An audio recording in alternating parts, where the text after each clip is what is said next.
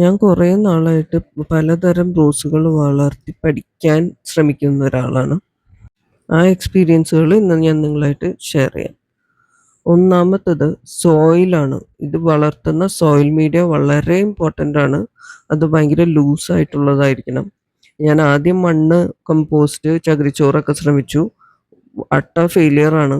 അത് കുറച്ച് നാൾ നമ്മൾ ഫെർട്ടിലൈസേഴ്സ് അപ്ലൈ ചെയ്ത് കഴിയുമ്പോൾ കട്ട പോലെയായിട്ട് റൂട്ട്സിന് ഓടാൻ പറ്റാതെ വെള്ളം ലോഗിങ്ങായി ഏഹ്, ചെടി ചത്തുപോവാണ് സാധാരണ സംഭവിക്കാറ്. അതുകൊണ്ട് ഞാൻ ആ സോയിൽ മിക്സ് മാറ്റി ഇപ്പോൾ കമ്പോസ്റ്റ്, ഇച്ചിരി മണ്ണും കൂടി ചേർത്തിട്ടുള്ള സോയിൽ മിക്സിലേക്ക് മാറ്റിയപ്പോൾ വലിയ പ്രശ്നമില്ല. വാട്ടർ ലോഗിങ് ഇല്ല.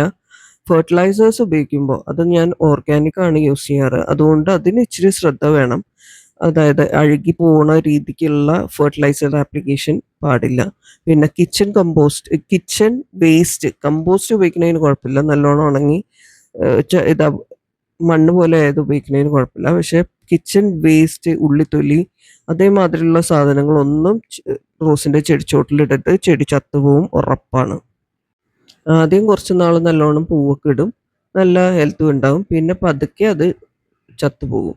സോ അതേപോലെയുള്ള സാധനങ്ങൾ ഉപയോഗിക്കുന്നതിന് പകരം കമ്പോസ്റ്റും സ്ലറി ഉപയോഗിക്കുമ്പോഴും ആയത് കാരണം അധികം വെള്ളം ലോഗ് ചെയ്യാൻ പാടില്ല.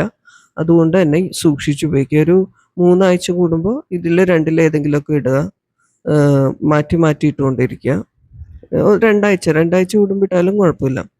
അതിൽ കൂടുതൽ റെഗുലറായിട്ട് അത് ഫെർട്ടിലൈസേഴ്സ് യൂസ് ചെയ്യേണ്ട.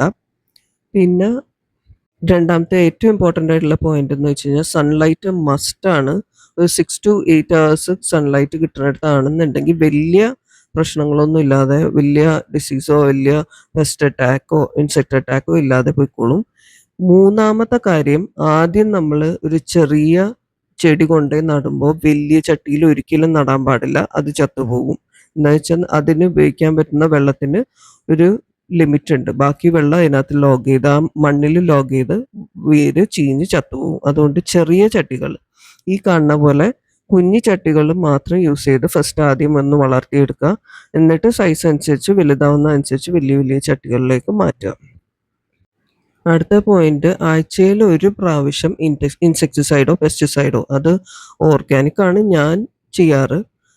കെമിക്കൽ പെസ്റ്റിസൈഡ് വേണം എന്നാണ് പറയുന്നത്. പക്ഷേ ആഴ്ചയിൽ ഒരു പ്രാവശ്യം എന്തായാലും ഉപയോഗിക്കുന്നുണ്ട് നമ്മൾ ഓർഗാനിക്. പിന്നെ കെമിക്കലിന് നിർബന്ധം പിടിക്കേണ്ടാത്ത കാരണം കൊണ്ട് ഞാൻ ഓർഗാനിക് ആണ് യൂസ് ചെയ്യാറ്. ഇടയ്ക്ക് ഞാൻ കെമിക്കൽ യൂസ് ചെയ്ത് നോക്കി. പക്ഷെ ഭയങ്കര ലീഫ് ബേണായി പോകുന്നു, പെട്ടെന്ന് ചെടി കരിഞ്ഞു പോകുന്ന പോലെയൊക്കെ എനിക്ക് തോന്നുന്നു. അപ്പോൾ എനിക്കത് അത്ര സേഫായിട്ട് തോന്നാഞ്ഞതുകൊണ്ട് ഞാനത് ഉപയോഗിക്കാറില്ല. ഞാൻ ഈ പറഞ്ഞ മാതിരി ഫിഷ് എമിനോ, പിന്നെ ഈ സോഡാപ്പൊടിയും സോപ്പും വെജിറ്റബിൾ ഓയിലും കൂടി ചേർത്തിട്ടുള്ള മിശ്രിതം, ഇതൊന്നും വലിയ പ്രശ്നമില്ല. അതിലൊരു കോട്ട് ഉണ്ടാക്കുന്നുണ്ട്.